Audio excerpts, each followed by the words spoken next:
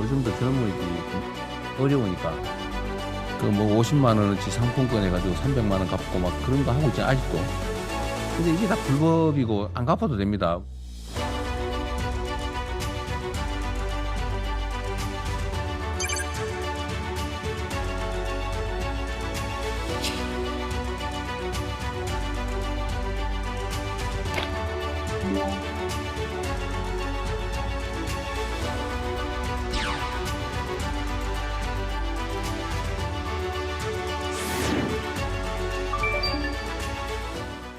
네, 휴대폰 개통, 소액 결제 등 신종 대출 수법이 등장하고 이 불법 추심 행태는 점점 더 악랄해지고 있습니다. 이에 경찰청 국가수사본부는 불법 사금융 범죄 척결 종합대책을 발표했는데요. 어떤 내용이 담겨 있는지 K정책 사용법에서 자세히 알아보겠습니다. 참정경제연구소 이인철 소장님 오셨습니다. 어서 오세요. 네, 지금 뭐 여러 가지 오늘 얘기를 나눠봐야겠습니다만 이 경찰청 국가수사본부가 대대적인 불법 사금융 척결 대책을 마련했다고 지금 발표를 했었는데 이게 대부업체를 통한 대출이 어디까지가 합법적이고 어디부터가 불법인지 이 기준 설명이 좀 필요할 것 같습니다. 그렇습니다. 예. 지금 경찰청 국가수사본부가 어쨌든 이제 불법 사금융 척결에 나섰습니다. 이런 가운데 피해자 입장에서는 어떤 게 합법이고 어떤 게 그렇죠. 불법인지 예. 경계가 모호하다라는 분들이 많은데요. 크게 5가지 불법과 합법을 판단하는 기준이 있습니다. 첫 번째가 지금 합법적인 대부업 최고 법정 이자율은 20%입니다. 예. 그러니까 20%를 1%만 웃더라도 이거는 엄연히 불법입니다. 예. 예를 들어서 한 30만 원 첫날 빌려주고 일주일 뒤에 50만 원 갚아라. 라고 한다면 이게 연일로 따지면 연 3,000%입니다. 야, 예. 이건 엄연히 불법이고요. 두 번째는 대법법상 등록이 돼 있느냐. 공식적인 등록 없는 대법은 무조건 불법입니다. 그리고 세 번째가 예. 신분을 감추면서 야간에 전화 방문하면서 추심하는 거, 이른바 불법 추심이라고 하거든요. 그리고 가족한테 알리겠다라고 협박을 하게 되는데 이런 불법 추심도 모두 처벌 대상입니다. 네. 그리고 네 번째가 대출하고는 무관한데 사전에 받아놓은 지인의 연락처 그리고 신체 사진을 요구하고 있습니다. 이것도 엄연히 불법이고요. 네네. 또 하나는 마지막으로 대출할 때 보면 고객들한테 대출 중개 수수료를 요구하는데 이 대출 중개 수수료를 요구하는 것도 엄연히 불법인데요. 예. 통상 이제 대출 중개 수수료라는 거는 대출 받는 사람이 내는 게 아니라 이 금융회사 몫입니다. 금융회사가 받는 비용이기 때문에 대출해주겠다라고 하면서 이런 명목으로 수수료를 요구한다라고 하면 불법임을 의심하고 신고를 하셔야 됩니다. 예, 지금 5가지 기준으로 정리를 해 주셨습니다. 이 불법 사금융이라고 하면 나와는 좀 상관없는 먼 일 같지만요. 사실 알고 보면 우리 주변에서 흔히 볼 수 있는 일이라고 합니다. 불법 사금융의 대표적인 사례 영상 보고 얘기 나누겠습니다. 진짜 아무 문제 없는 거죠? 아, 그렇다니까요. 이 여름씨 이름으로 그냥 2개 더 개통했다고 생각하시면 돼요. 매달 통신비는 주시는 거죠? 그럼요. 아니, 여름씨가 사용하시는 건 아니잖아요. 핸드폰 한 대당 100만 원씩이니까 2대면은 총 200만 원. 감사합니다. 네, 안녕하세요. 따뜻한 마음 대출입니다. 상담 요청 주신 강인성님 맞으신가요? 얼마 대출을 원하시는 건가요? 근데 제가 신용이 조금 낮아서 근데도 대출이 가능할까요? 확인 한번 해볼게요. 주민등록번호 좀 불러주시겠어요? 아, 네. 991231. 여보세요? 아, 고객님. 고객님 신용으로는 추가 대출을 받을 수 있는 금액이 없으시네요. 근데 방법은 있어요. 거래 실적을 높이면 대출이 가능하세요. 거래 실적이요? 그거는 어떻게 높여야 되는 거예요? 고객님께서 직접 실적을 높이시기에는 좀 무리가 있으시고요. 저희 직원들 명의로 고객님 통장에 돈을 넣었다가 인출해가면서 실적을 부풀리는 방법이 있어요. 그렇게 하면 대출이 확실하게 되는 거죠? 그럼요. 대신에 저희가 고객님의 금융거래를 직접 해드리는 거라 계좌번호와 비밀번호를 알아야 하는데 네, 지금 사례를 보고 왔는데 이런 것들이 생각보다 아주 흔하게 볼 수 있는 경우인 거죠? 맞습니다. 앞서 예. 이제 사례에서 보셨던 것처럼 피해자들이 우리 주변에 있는 대학생들, 청년들이 되게 많습니다. 예, 예. 어떤 이제 금융의 크레딧, 신용이 쌓여 있지 않기 때문에 굉장히 솔깃하거든요. 자, 이런 불법 금융이 이제 우리 주변에 굉장히 깊숙이 지금 침입해 있는데 그러네요. 예. 흔히 볼 수 있는 사례가 바로 휴대폰 깡입니다. 휴대폰 신제품 가격이 예. 300만 원대, 400만 원대예요. 예. 이게 거의 안마의자 수준까지 올라가고 너무 있습니다. 비쌉니다, 사실. 맞습니다. 예. 그러다 보니 이른바 이제 급전이 필요한 이제 사람들한테 휴대폰만 개통해라. 네. 당신 명의로 휴대폰만 개통해주면 바로 현금으로 60에서 80만 원을 주겠다. 아, 돌려주겠다. 돌려주겠다라는 예. 겁니다. 그런데 정작 이렇게 해서 휴대폰을 개통했더니 이후에 문제가 발생합니다. 바로 이제 휴대폰 할부금, 그리고 통신요금, 그리고 여기에 더해서 모두 명의자인 피해자가 덤터기를 쓰게 되는 겁니다. 여기다 휴대폰깡과 또 다른 게 뭐가 있느냐. 모바일깡이라고 해서 휴대폰을 개통하게 난 다음에는 그 다음 배트는 휴대폰 소액결제가 겹겹이 쌓입니다. 내가 상품권, 이게 소액결제로 상품권, 예, 예. 막대한 상품권을 구매한 뒤에 업자가 이걸 업체한테 넘기고 일부 현금, 아주 소액 현금만 지급하는 방식인데 예. 결국 수수료를 제외하게 되면 명의 가입자가 큰 손해를 보는 구조입니다. 예. 그러다 보니까 최근에는 대출받기 위해서는 거래 실적 쌓아야 한다. 라면서 뭐를 요구하고 있냐. 계좌번호, 비밀번호 네. 이런 걸 요구하게 되는데요. 이걸 많이 줬다라고 하면 이게 2차 피해로 이어집니다. 그렇겠네요. 이게. 맞습니다. 예. 그러다 보니까 이제 이런 행위는 정상적인 금융회사에서 요구하지 않거든요.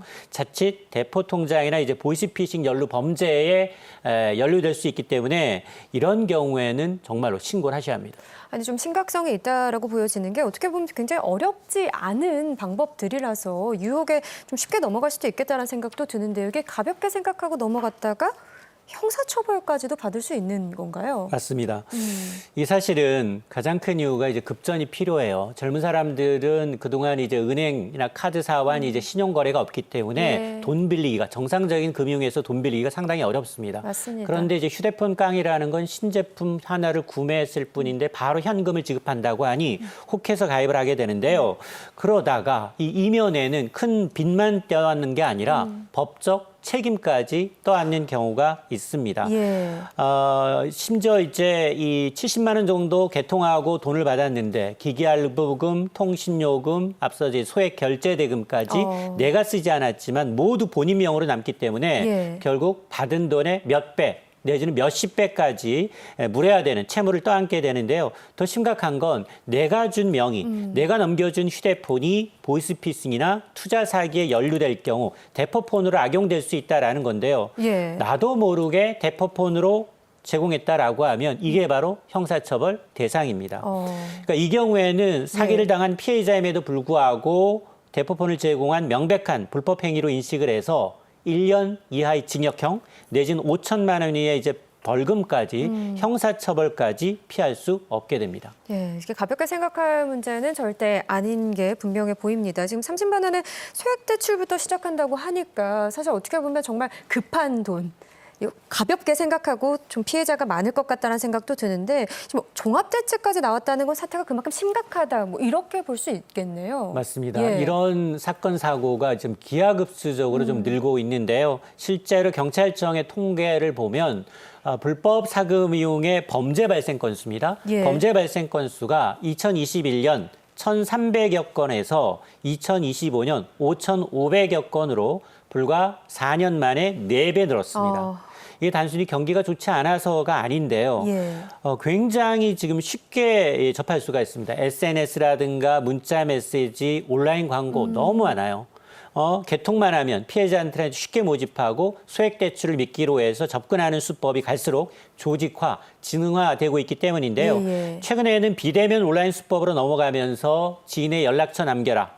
보증으로 그리고 이제 신체 사진까지 빌미로 예. 협박하는 악질적인 추심 행위가 이루어지고 있어서 이런 변종 상품권 사기까지 좀 포함하게 되면 예. 아마 이게 타겟이 서민들 특히나 사회초년생들이거든요. 그렇죠. 일상이 초토화될 수 있습니다. 예. 이런 범죄가 급증하는 이면에는 이제 굉장히 보안이 강한 이른바 이제 SNS, 텔레그램이라든가 네. 아니면 대포폰을 사용하면서 검거율이 오히려 떨어지니까 경찰이 결국은 전담 수사관을 좀 배치하고 있고 또는 이제 위장 수사까지 예. 도입을 골자로 한 고강도 종합 대책을 전격 발표하게 된 배경이 됐습니다. 그러니까 지금 과거하고 현재 현행 수법이 많이 달라졌다, 교묘해지고 있다 이렇게 저희가 또 볼 수도 있는 거네요. 이제 좀 특징을 조금 정리해서 알려드릴 수 있는 부분이 있을까요? 맞습니다. 예. 과거에 이제 앞서 제가 휴대폰 깡이라고 말씀드렸는데 휴대폰을 개통해서 이르는 이제 휴대폰 깡이 굉장히 고전적인 불법 사금융의 대표적이었다면 2021년 이후에는 SNS입니다. SNS와 이제 메신저를 활용한 이른바 비대면 온라인 대출 사기가 급증하고 있는 상황인데요. 예. 이후에는 범죄가 정말 더 악질적으로 변하고 있습니다. 2023년 전부터는 채무자의 사진을 유포하겠다라고 협박을 하면서 이른바 나체 추심과 예. 같은 예. 인권 침해형 추심까지 등장을 하고 있고요. 최근에는 상품권 예약 판매나 자동차 담보를 활용하는 거래 수단도 다양해지고 있습니다. 공통점은 뭐냐? 처음에 대출받을 때 확보했던 담보물건, 이른바 신분증이라든가 가족의 연락처, 개인정보가 나중에 추심할 때 협박의 수단으로 악용되고 있다라는 건데요. 이게 지금의 어떤 불법 사금융을 넘어서 단순히 고금리 대출이 아니라 온라인과 개인정보를 악용하는 조직형 범죄로 진화하고 있다라는 점에 대해서 더욱 각별한 주의가 필요해 보입니다. 네, 지금 말씀해 주신 것처럼 최근에는요, 나체 추심, 뭐 신상 박제 추심 이런 말들이 또 자주 등장을 하기도 하더라고요. 이거 정확하게 어떤 내용 좀 전달드려야 좀 피해자분들이 조심을 좀 더 하시지 않을까라는 생각도 드네요. 맞습니다. 근데 이게 모르고 당하는 경우도 많아서요. 맞습니다. 예. 대표적인 게 나체 추심인데요. 이게 예. 사실은 불법 추심 가운데 가장 악질적입니다. 인간의 존엄성을 짓밟는 그야말로 악질적인 범죄인데요. 예. 사금융업자가 돈을 빌려줄 때 담보다 꼭 이제 담보가 필요하다라고 하면서 피해자의 신체 사진, 또 가족, 지인의 연락처까지 받아둡니다. 그리고 그 돈을 제때 갚지 못하면 이 나체 사진을 네가 알고 있는 지인들한테 유포하겠다라고 예. 이제 협박을 하는 게 이제 바로 나체 추심인데요. 최근에는 이제 한 걸음 더 나가서 피해자의 신분증, 얼굴 사진을 합성해서 SNS에 그대로 공개해서 모욕을 주는 이른바 네. 신상 박제 추심까지 기승을 부리고 있습니다. 자, 이런 이제 이 불법 사금융은 빚을 미끼로 개인정보를 확보한 뒤에 협박과 인격 침해로 돈을 뜯어내는 2차 범죄로 이어지고 있는데요. 예. 따라서 대출 과정에서 이런 이제 신분증 사진을 요구하거나 과도한 개인정보를 요구한다, 사진 촬영을 요구한다라고 하면 즉시 거래 중단하고 바로 경찰에 신고하는 것이 가장 중요합니다. 네, 이 부분이 좀 핵심일 것 같고, 근데 정말 악랄하고 교묘하다 이런 생각도 드는데 이게 범죄 증가 속도에 비해서 검거율은 또 오히려 떨어지고 있다면서요? 맞습니다. 예. 불법 사금융 범죄가 최근 4년 새 4배 이상 폭증을 했지만 안타깝게도 검거율은 정말 오히려 뒷걸음질 치고 있습니다. 경찰청 조사 결과 지난 2021년 검거율 74.7%, 4건 가운데 3건 정도가 검거가 됐다면 예. 지난해 61%까지 뚝 떨어졌습니다. 가장 큰 이유가 범죄가 굉장히 비대면으로 조직형으로 탈바꿈하고 있다라는 얘기인데요. 예. 범인들이 추적을 피하기 위해서 보안 메신저를 이용하거나 대포폰, 대포 통장이나 아니면 해외 서버를 두는 등으로 상당히 신원을 철저히 숨기고 있다라는 거고요. 그리고 굉장히 점조직화되고 있습니다. 모집책이 따로 있어요. 예. 대출 실행하는 사람이 따로 있고 추심 역할을 각각 다른 조직에 맡기는 이른바 분업화 구조를 갖추고 있기 때문에 예. 한 명을 검거한다 하더라도 전체 조직을 추적하기는 쉽지가 않다라는 겁니다. 때문에 이제 불법 사금융이라는 게 단순히 사채 문제만이 아니라 첨단 기술과 조직 범죄가 결합된 범죄인 만큼 뭐 수사기관의 대응도 물론 필요합니다만 예. 국민들이 좀 의심스럽다, 이런 대출 광고다라고 하면 개인정보 요구에는 특별한 각별한 주의가 필요해 보입니다. 그러니까 정말 이게 또 심각하고 문제가 된다라는 부분은 계속해서 언급은 해주셨습니다만 이 사람들이 이용하는 게 대부분 취약계층이라는 사실입니다. 그러니까 피해자 역시 취약계층이 많다 이렇게 볼 수 있는 거잖아요. 맞습니다. 예. 안타깝게도 불법 사금융의 피해는 정말로 이제 경제적으로 가장 어려우신 분들한테 타겟이 되고 있다는 겁니다. 직업별로 보게 되면 일용직, 일용직이 34%로 가장 많습니다. 예. 피해 타겟 3명 중에 1명은 일용직이고요. 그다음이 자영업자입니다. 자영업자 비중도 27%로 이 두 개를 합치면 절반 가까이고요. 특히나 연령대별로 보게 되면 20대, 30대입니다. 20, 30대 사회 초년생의 비중이 꾸준히 늘어서 전체 피해자의 절반 가까이를 차지하고 있는데요. 이들 공통점이 있어요. 이러면 20, 30대는 신용 점수가 상당히 낮습니다. 예. 그리고 급하게 급전이 필요해 생활비가 필요할 경우에 돈 빌리기가 쉽지가 않아요. 특히나 절실함을 이용한 거네요. 맞습니다. 예. 제도권 금융을 이용하기 어려운 경우 불법 사금융업자들이 이걸 파고드는 건데요. 최근 들어서는 청소년뿐만이 아니라 외국인까지 지금 피해가 확산되는 추세여서 더욱 우려가 되는데 이게 불법 사금융이 단순히 어떤 금융 범죄만이 아니라 취약계층을 노리는 이제 민생 범죄라는 점에서 상당히 이제 근본적인 해결책을 요구하고 있습니다. 예. 그런데 불법 사금융 피해자들이 꼭 알아야 할 게 있습니다. 법적 테두리를 벗어난 불법 사금융의 경우 빚을 갚지 않아도 되는 경우가 있다고 하는데요. 준비된 영상 함께 보시죠. 내 돈 안 갚니? 니내 누군 줄 아니? 니 사지면 확 뿌릴까? 협박하고 자빠졌네. 너 이거 불법 계약이야? 불법 대부 이용하지 않는 게 최선입니다. 그런데 말입니다. 꼭 갚아야 할까요? 미등록 불법 사금융업자에게는 이자를 갚지 않아도 됩니다. 게다가 반사회적 불법 대부 계약은 원금도 갚지 않아도 됩니다. 내 돈 못 받는다고? 그거 합법적으로 좀 합시다. 불법 사금융 피해 혼자 고민하지 마세요. 네, 불법 사금융의 경우 초고금리의 이자는 물론이고 원금도 갚지 않아도 된다니까 사실 정말 좀 다행이다 이런 생각도 드는데 이 내용 좀 설명해 주시면 좋을 것 같네요. 맞습니다. 예. 일단 불법 사금융이긴 하지만 내가 미리 서명을 했는데 반드시 이행해야 되는 게 아니냐 이렇게 움츠려들 수 있거든요. 그게 맞습니다. 아닙니다. 예. 앞으로 이제 반사회적 불법 대부 계약의 경우에는 원금뿐만이 아니라 이자 전체를 갚지 않아도 되는 전부 무효가 되는데요. 기준은 명확합니다. 법정 최고금리가 앞서서 20%라고 했는데 이걸 3배 이상 연 60%를 초과하는 초고금리 대출을 받았다. 이 경우에는 무효가 되고요. 또 성착취나 신체 상해, 또 폭행과 협박과 같은 피해자의 막막한 처지를 악용했다. 현저하게 불리하게 체결된 것도 원금을 포함해서 1원도 갚지 않아도 됩니다. 또 하나는 미등록 불법 대부업자가 이자를 받을 권리 자체가 없고요. 예. 등록업체라 하더라도 계약서를 제대로 작성하지 않거나 금융회사를 사칭했다면 이것도 계약을 취소할 수 있습니다. 그러니까 이번 개정은 불법으로 돈을 빌려주면 원금만이 아니라 이자까지도 보호받지 못한다라는 강력한 메시지입니다. 예. 모든 범죄가 사실 다 그렇겠습니다만 특히나 이 불법 사금융 범죄 같은 경우는 예방이 정말 더 중요하겠다라는 생각이 듭니다. 예방할 수 있는 방법이 어떤 것들이 있을까요? 맞습니다. 일용직 하셨던 분들, 우리 이제 20, 30대 젊은 층들 크레딧이 쌓이지 않기 때문에 제도권 금융기관 이용하기가 좀 어렵다라는 걸 알고 있거든요. 예. 이럴 경우에 급하게 급전이 필요한 경우에는 여러 가지 금융기관이 있습니다. 일단 서민금융진흥원이 있습니다. 대표 전화번호 1397번 이용하시거나 그리고 정책금융상품이 꽤 많아요. 햇살론이라든가 소액 생계비 대출과 같은 정책금융상품을 내가 이용할 수 있는지 먼저 확인하시는 게 가장 중요하고요. 예. 부두계약의 대부업을 이용했다라고 한다면 정말로 금융당국에 등록된 대부업체인지 등록번호를 반드시 확인하는 게 좋고요. 또 하나 우리가 앞서 이제 법정 최고금리 연 20%를 준수하고 있는지 예, 이것도 꼭 기억하시는 게 좋습니다. 만에 하나 월 10%다라고 하면 연으로 따지면 120%예요. 네. 그러니까 이건 불법입니다. 맞습니다. 그러니까 연이율로 환산해서 불법일 수 있고 또 하나는 선이자를 떼는 경우가 있기 때문에 실제 금리가 얼마인지를 따져보는 게 중요하고요. 특히 우리가 혹하기 쉬운 게 있어요. 급전 빌려드립니다.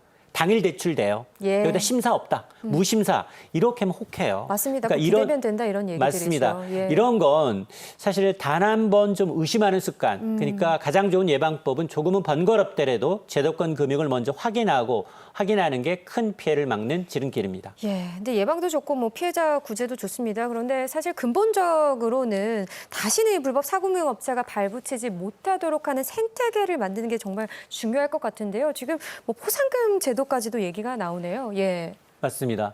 대표적인 게 이제 포상금, 파파라치 제도입니다. 이게 현행 이제 합법 대부업체인 것처럼 광고한 뒤에 소비자의 연락처를 불법 사금융업자한테 넘기면서 이런 정황을 신고하게 되면 이제 포상금을 지급하는 제도인데요. 앞으로는 온라인 대부업 광고도 사전에 심의를 받도록 해서 불법 업체가 정상적으로 위장하는 것을 막겠다라는 거고요. 결국 이제 불법 사금융이라는 건 개인의 정보가 넘어가는 순간 피해가 시작되는 경우가 많습니다. 예. 따라서 다른 번호에서 초고금리 대출 권유하는 전화가 왔다거나 아니면 개인정보가 유출될 정황이 있다면 통화 기록을 확보하고 이걸 즉시 신고하는 게 좋은데요. 이처럼 신고 활성화 광고 규제가 함께 이루어져야 이런 이제 불법 사금융이 발붙이기 어려운 시장 환경이 조성될 것으로 보입니다. 네, 마지막으로 좀 좋을 만한 수치까지도 간단하게 좀 언급해 주시면 좋을 것 같습니다. 맞습니다. 크게 한 예. 세 가지 정도를 기억하시면 좋겠습니다. 앞서 제가 말씀을 드렸습니다만 첫 번째, 비대면 대출을 진행할 때 담보로 지인의 연락처라든가 신체 사진을 요구한다, 불법 촬영을 원한다라고 하면 이건 100% 범죄다라는 거고요. 예. 두 번째, 내 명의로 휴대폰으로 개통해서 넘기거나 실적을 올려줄 테니 계좌의 비밀번호를 요구한다. 이것도 형사처벌 대상이 될 수 있습니다. 그렇기 때문에 만에 하나 이미 피해를 입었다라고 할 경우에는 협박을 당하고 있다라고 하면 국번 없이 1332번입니다. 금융감독원에 전화하시거나 경찰에 곧바로 신고하시게 되면 피해를 줄일 수 있는 가장 현명한 방법입니다. 네, 1397번, 1332번 꼭 기억을 해야겠습니다. 오늘 말씀 잘 들었습니다. 지금까지 참 좋은 경제연구소 이인철 소장과 함께했습니다. 고맙습니다. 라이브 정책회 2부 오늘 준비한 소식은 여기까지입니다. 저는 내일 오후 1시에 다시 인사드리겠습니다. 고맙습니다.